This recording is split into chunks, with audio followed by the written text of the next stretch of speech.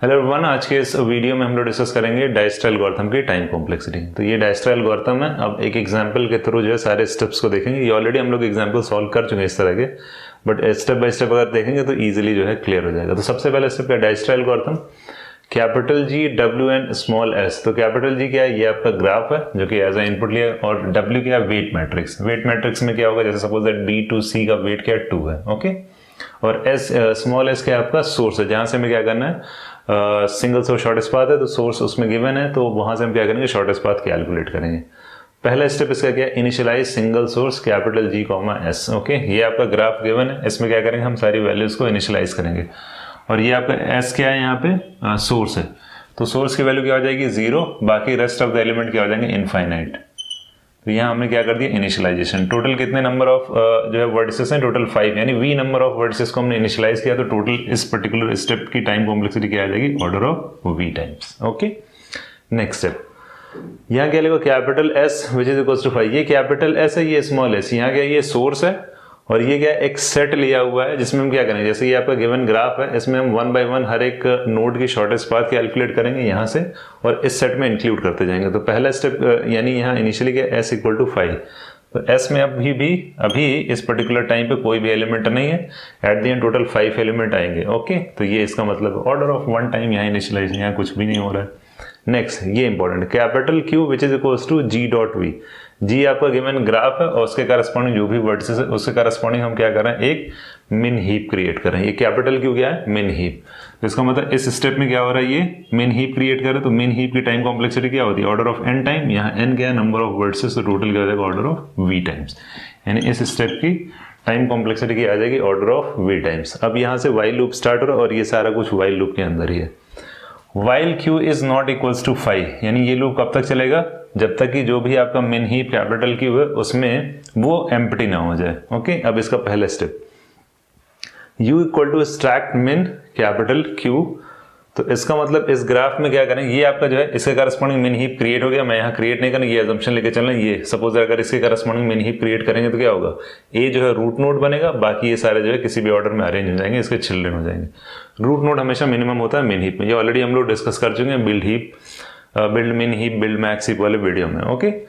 तो इसको क्या करेंगे, यहाँ से एक्सट्रैक्ट करेंगे, और s equal to s union small u। तो इसका मतलब इस सेट में क्या करें, इसको इंक्लूड करें। तो यहाँ कौन सा एलिमेंट है, यानी नोट कैपिटल A इस सेट में आ गया। अब u इक्वल टू एक्सट्रैक्ट मिन, तो एक्सट्रैक्ट मिन की टाइम कॉम्प्लेक्सिटी क्या होती है, log n। यहाँ वर्टिसेस हैं v टाइम्स, तो इसकी टाइम कॉम्प्लेक्सिटी क्या आ जाएगी, order of log v, okay. Next, s equal to s union u। Simply क्या करना है, इसमें इंसर्ट करना कांस्टेंट टाइम, कोई ऐसी बड़ी बात नहीं है, इसमें कोई टाइम नहीं लग रहा है। फॉर ईच वर्टेक्स, ये सबसे इंपॉर्टेंट समझना यही है, for each vertex v belongs to g dot adjacent of u। यानी इस पर्टिकुलर जो हमने क्या नाम है, वर्टेक्स को जो एक्सट्रैक्ट यानी डिलीट किया है, उसके करस्पॉन्डिंग क्या करेंगे, जितने भी इसके एडजेसेंट नोड होंगे। करंटली u क्या है आपका, कैपिटल A, इसके करस्पॉन्डिंग जितने भी एडजेसेंट नोड होंगे, A के करस्पॉन्डिंग एडजेसेंट नोड क्या है, B है और E है।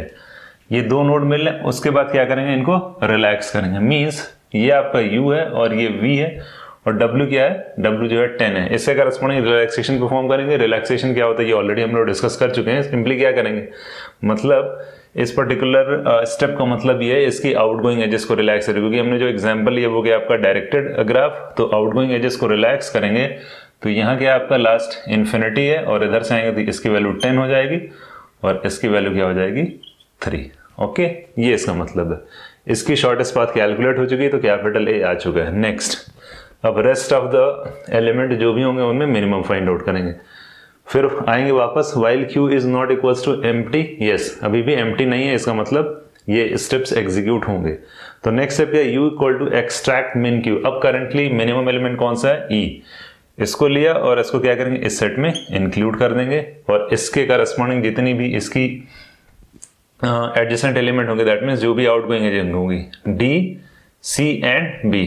अब क्या करेंगे, इसको और इसको रिलैक्स करेंगे। लेट्स सपोज हम इसको रिलैक्स कर रहे हैं, तो 3 + 2 क्या हो जाएगा आपका 5, ये अपडेट हो गया। 3 + 1 4, इसको अपडेट कर दिया। 3 + 8 लास्ट क्या है, यहाँ इन्फिनिटी है, तो यहाँ क्या मिला 11, तो इसको भी अपडेट कर दिया। ओके तो जो भी इसके एडजेसेंट वर्टेक्स थे उससे करस्पॉन्डिंग रिलैक्सेशन परफॉर्म किया तो ये सारी वैल्यू रिड्यूस हो गई। फिर से वापस आए, while Q is not equal to empty, yes, इसका मतलब इसको हमने सेलेक्ट किया था, इसके करस्पॉन्डिंग सारे ऑपरेशन परफॉर्म किए, इसको सेलेक्ट किया, इसके करस्पॉन्डिंग सारे ऑपरेशन परफॉर्म किए। Q is not equal to 5, yes, अभी भी 3 एलिमेंट यहाँ प्रेजेंट हैं। फिर से क्या करेंगे, मिनिमम एक्सट्रैक्ट करेंगे, तो इन सब में मिनिमम कौन सा है, बी, इसको इस सेट में इंक्लूड कर लेंगे। ओके, इसको इंक्लूड किया। अब इसके करस्पॉन्डिंग जो भी इसकी outgoing edges, that means adjacent element जो भी होंगे नोड, उससे करस्पॉन्डिंग क्या करेंगे, रिलैक्सेशन। एक एडजेसेंट नोड यहाँ है, दूसरा यहाँ है और कोई भी नहीं है, तो इसके करस्पॉन्डिंग रिलैक्सेशन, यानी ये नोड जो है वो आपका हीप में है ही नहीं। देखो जब हम यहाँ इस पर्टिकुलर ऑपरेशन को परफॉर्म कर रहे हैं तो ये क्या हो रहा है, ये हमने अजम्पशन लिया कि मिन हीप क्रिएटेड है, इसमें ये एलिमेंट अब मिन हीप में नहीं है और ये एलिमेंट मिन हीप में नहीं है, तो यहाँ रिलैक्सेशन परफॉर्म करे नहीं करे कोई फर्क नहीं पड़ेगा। क्यों? क्योंकि ये एलिमेंट यहाँ प्रेजेंट ही नहीं है, तो सिर्फ क्या होगा, यहाँ रिलैक्सेशन परफॉर्म होगा। तो 4 + 2 क्या हो जाएगा, 6। ओके, 6 हो गया और कोई भी ऑपरेशन नहीं हो रहा है, दैट्स इट, तो बी हो गया। अब नेक्स्ट वापस आएंगे, फिर से क्या करें, Q is not equal to 5, yes, अभी यहाँ एक एलिमेंट है, एक एलिमेंट यहाँ है, बाकी ए, ई और बी ये सारे डिलीट हो चुके हैं। फिर से क्या करेंगे, मिनिमम एक्सट्रैक्ट करेंगे, तो कौन सा मिनिमम है, डी, तो डी को क्या करेंगे, इस सेट में इंक्लूड कर लेंगे। तो इसके करस्पॉन्डिंग इसके जो भी एडजेसेंट नोड होंगे फॉर ईच वर्टेक्स, ये स्टेप का मतलब क्या है, इसके एडजेसेंट नोड, तो एक ही एडजेसेंट है, क्योंकि ये डायरेक्टेड है तो सिर्फ इसी को हम कंसिडर करेंगे। अगर ये अनडायरेक्टेड होता तो ये भी एडजेसेंट होता और ये भी एडजेसेंट होता। तो 5 + 7, प्रीवियस वैल्यू क्या है 6, तो इसका मतलब ये अपडेट नहीं होगा। ओके, तो इसको भी सेलेक्ट किए, ये हो गया। वापस आए फिर से, Q is not equal to empty, yes, अभी भी क्या है, एक एलिमेंट प्रेजेंट है, तो नेक्स्ट ऑपरेशन जो परफॉर्म होगा, एक्सट्रैक्ट मिन, इसको एक्सट्रैक्ट किया और इस सेट में इंक्लूड कर लिया, तो सी यहाँ आ गया, यानी इसको इंक्लूड किया, इसको सारे ऑपरेशन परफॉर्म किए फॉर ईच। ये जब ऑपरेशन परफॉर्म करेंगे तो इसके करस्पॉन्डिंग देखेंगे तो सारे एलिमेंट हीप से डिलीट हो चुके हैं, तो कोई भी रिलैक्सेशन परफॉर्म नहीं होगा। ओके, तो लास्ट में हमको क्या मिल रहा है, ये सारे सेट इस ऑर्डर में ये डिलीट हो रहे हैं, पहले ए डिलीट हुआ, फिर ई डिलीट हो रहा है, बी डिलीट हो रहा है, डी डिलीट हो रहा है, देन सी डिलीट हो रहा है। इस तरह के भी क्वेश्चंस आए हुए गेट में, ये आपको एक गिवन ग्राफ होगा, उसके करस्पॉन्डिंग अगर हम डायस्ट्रल एल्गोरिथम अप्लाई करें तो किस ऑर्डर में सारे एलिमेंट डिलीट हो रहे हैं, उसका ये सीक्वेंस है। ओके, तो अब देखते हैं इसकी टाइम कॉम्प्लेक्सिटी। तो ये सारा तो already order of v time initialization, ये हो जाएगा, सिंपली एक एसेट लिया है, यहाँ क्या करें, हीप क्रिएट करें। अब ये लूप कितनी बार चल रहा है, इसमें क्या क्या ऑपरेशन परफॉर्म हो रहे हैं, तो while Q is not equals to empty, ये ऑपरेशन कितनी बार परफॉर्म होगा, एक्सट्रैक्ट मिन, टोटल ये जितनी बार परफॉर्म होगा जितने जो है वर्टिसेस ग्राफ में प्रेजेंट होंगे, तो ये कितनी बार होगा, order of v into log v. Okay, यानी एक एलिमेंट को डिलीट करने की टाइम कॉम्प्लेक्सिटी क्या है, लॉग वी, और टोटल कितने नोड हम डिलीट कर रहे हैं, जितने वर्ड्स यहाँ प्रेजेंट है, तो इस स्टेप का तो हो रहा है ऑर्डर ऑफ वी टाइम्स। अब ये समझना जो सबसे इंपॉर्टेंट और ट्रिकी पार्ट है वो ये समझना है, for each vertex v belongs to, यानी जैसे हम u को, यानी जैसे हमने एक एलिमेंट को एक्सट्रैक्ट किया हीप से, उसके करस्पॉन्डिंग क्या करें, उसके एडजेसेंट जितने भी नोड होंगे उसके करस्पॉन्डिंग जो भी एजेस होगी उनको हम रिलैक्स करेंगे। तो कोई भी एक नोड है, फॉर एग्जांपल इसके एडजेसेंट नोड कितने हो सकते हैं, वर्स्ट केस में v-1, मतलब फॉर एग्जांपल एक ऐसा ग्राफ हो जो कि कंप्लीट ग्राफ हो, तो कंप्लीट ग्राफ में क्या होता है, हर एक वर्टेक्स एक दूसरे का एडजेसेंट नोड होता है। तो सपोज दैट हमने u को सेलेक्ट किया यहाँ पे ये वर्टेक्स, तो इसके adjacent node v-1, let's say v-1 which is equal to approximately v times. यहाँ क्या हो रहा है, उसके बाद क्या करें, रिलैक्सेशन परफॉर्म करें। तो रिलैक्सेशन बेसिकली है क्या, रिलैक्सेशन बेसिकली क्या कर रहे हैं, जैसे यहाँ ए से जब इसकी आउटगोइंग एजेस को रिलैक्स किया तो प्रीवियस वैल्यू क्या थी, इनफाइनाइट, इसकी वैल्यू डिक्रीज होकर 10 हुई थी, तो रिलैक्सेशन फंक्शन जो है वो क्या कर रहा है, डिक्रीज की फंक्शन कॉल कर रहा है। ओके, तो डिक्रीज की फंक्शन कॉल हम लोग ऑलरेडी डिस्कस कर चुके हैं मिन हीप में। वहां क्या होता था, अगर आपके पास एक हीप गिवन है, उसमें अगर डिक्रीज की फंक्शन कॉल करेंगे तो इसकी भी टाइम कॉम्प्लेक्सिटी क्या होती है, लॉग n। तो यहाँ क्या है, वर्टिसेस से करस्पॉन्डिंग हो रहा था लॉग v टाइम्स, और ये कितनी बार परफॉर्म हो रहा है, एक वर्टेक्स के लिए अगर एक वर्टेक्स है उससे करस्पॉन्डिंग नंबर ऑफ एडजेसेंट क्या हो रहे हैं, v हो रहे हैं। v वर्टेक्स हो सकता है, वर्स्ट केस की बात करें, वर्स्ट केस में v वर्टेक्स जो है इसके एडजेसेंट हो सकते हैं, तो एक नोड के करस्पॉन्डिंग क्या लग रहा है, v इंटू लॉग v। देखो एक नोड लिए, इसके करस्पॉन्डिंग यहाँ रिलैक्सेशन परफॉर्म किए, इधर रिलैक्सेशन परफॉर्म किए, इधर रिलैक्सेशन। तो रिलैक्सेशन क्या कर रहा है, इंटरनली डिक्रीज की फंक्शन को कॉल कर रहा है। तो डिक्रीज की फंक्शन कॉल की टाइम कॉम्प्लेक्सिटी क्या है, log v टाइम्स, और ये कितने बार हो रहा है, अप्रोक्सीमेटली v टाइम्स। ओके, तो ये एक नोड के करस्पॉन्डिंग है, और ओवरऑल यहाँ कितने नोड है, v टाइम्स। तो क्या हो जाएगा, v into v log v which is equals to order of v square log v। Okay, ये टोटल टाइम कॉम्प्लेक्सिटी आएगी इस पर्टिकुलर ऑपरेशन के लिए। बट ये जो हमने टाइम कॉम्प्लेक्सिटी डिस्कस की है, ये क्या आपकी वर्स्ट केस कॉम्प्लेक्सिटी।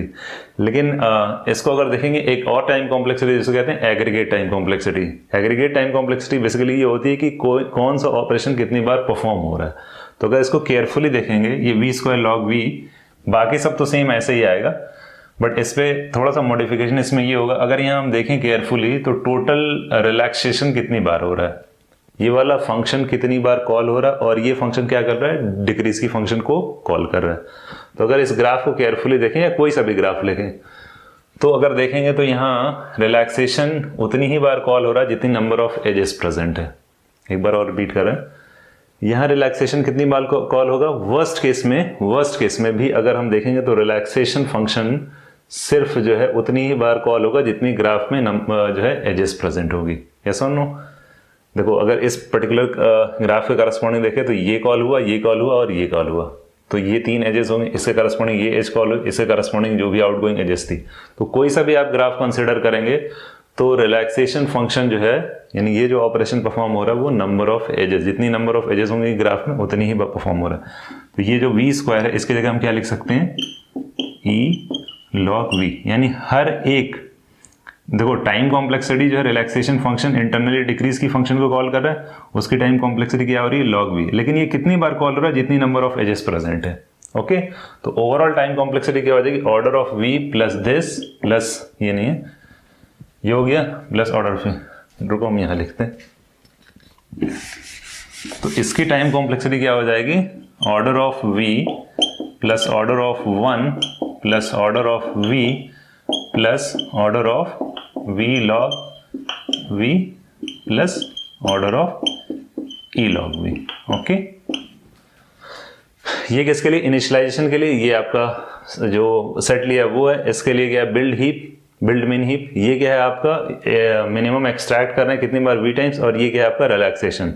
तो इसमें जो डोमिनेटिंग टर्म है वो क्या है आपका e log v। बट यहाँ दो तरह की टाइम कॉम्प्लेक्सिटी टेक्स्ट बुक में लिखी हुई है, उन्होंने क्या किया, इन दोनों को कंसिडर कर लिए, order of v plus E log v। ये भी एक टाइम कॉम्प्लेक्सिटी जो है टेक्स्ट बुक में गिवन है, यानी इन दोनों को इंक्लूड कर लिया, यानी log v दोनों में कॉमन है, v प्लस ई इस तरीके से लिखा है, और कहीं कहीं सिर्फ ये भी लिखा हुआ है। ओके, तो जिस तरीके का क्वेश्चन होगा उसके अकॉर्डिंग आंसर करेंगे। या तो अगर ऑप्शन में ये दिया हुआ v प्लस ई log v, तो ये आंसर टिक करेंगे। अगर order of E log v दिया है तो इसको टिक करेंगे। दोनों नहीं दिया होगा, ओके, आइदर दिस और दिस। तो ये था आपका डायस्ट्रा एल्गोरिथम की टाइम कॉम्प्लेक्सिटी। तो इसकी टाइम कॉम्प्लेक्सिटी क्या आ रही है, order of E log v और order of v plus E log v। ये ऑप्शन के अकॉर्डिंग जो भी आपको ऑप्शन दिया होगा उसको टिक कर लेंगे। इसमें सबसे इंपॉर्टेंट था रिलैक्सेशन, जो कि रिलैक्सेशन इंटरनली डिक्रीज की फंक्शन को कॉल कर रहा है, और रिलैक्सेशन कितनी बार कॉल होगा, जितनी नंबर ऑफ एजेस होंगे ग्राफ में। ओके।